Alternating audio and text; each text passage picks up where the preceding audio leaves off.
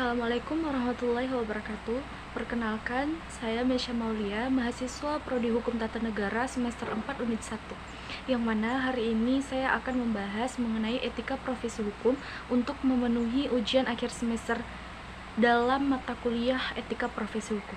Sebelumnya, yang saya hormati Bapak Nanda Hirijal selaku pembimbing mata kuliah etika profesi hukum, dan yang saya hormati teman-teman sekelas Prodi Hukum Tata Negara, dan yang saya hormati teman-teman sekalian yang menonton video ini. Langsung saja kita membahas mengenai etika profesi hukum. Seperti yang kita ketahui, etika profesi hukum atau yang disebut juga dengan kode etik profesi merupakan dasar atau acuan yang dijadikan pedoman oleh para penegak hukum untuk menegakkan sebuah keadilan yang dituangkan dalam bentuk kode etik profesi.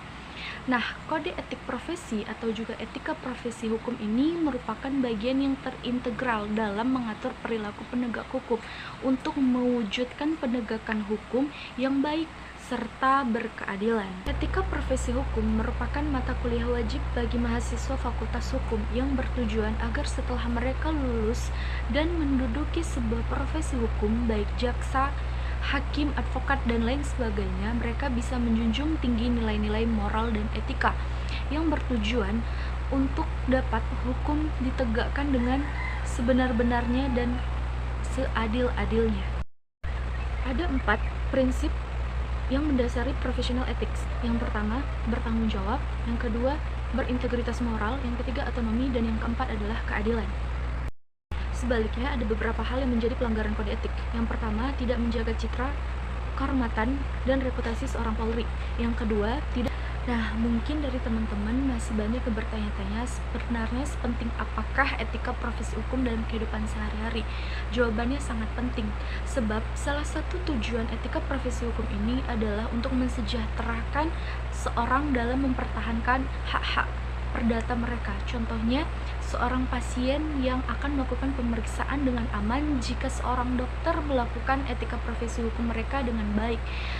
Untungnya, dengan seorang dokter tersebut melakukan profesinya dengan baik, maka kualitas seorang profesi tersebut menjadi bertambah dan meningkat. Baik, kita akan membahas salah satu penegak hukum yang bertugas dalam menjalankan etika profesi hukumnya, yaitu jaksa. Seperti yang kita ketahui bahwa jaksa merupakan pegawai pemerintah yang bertugas dalam bidang hukum yang bertujuan untuk menyampaikan suatu dakwaan atau tuduhan dalam proses pengadilan terhadap seseorang yang diduga telah melakukan pelanggaran hukum. Apa saja sih tugas jaksa?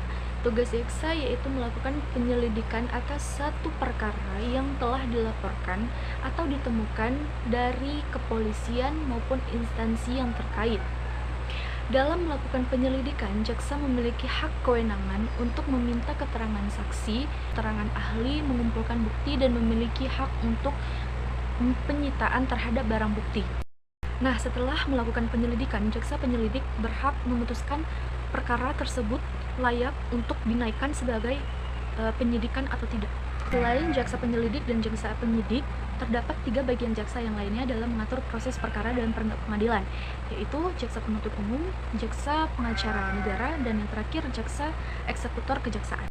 Apa itu kode etik jaksa? Kode etik jaksa merupakan serangkaian norma penjabaran sebagai bentuk pedoman dalam mengatur perilaku seorang jaksa untuk menjalankan tugas profesinya.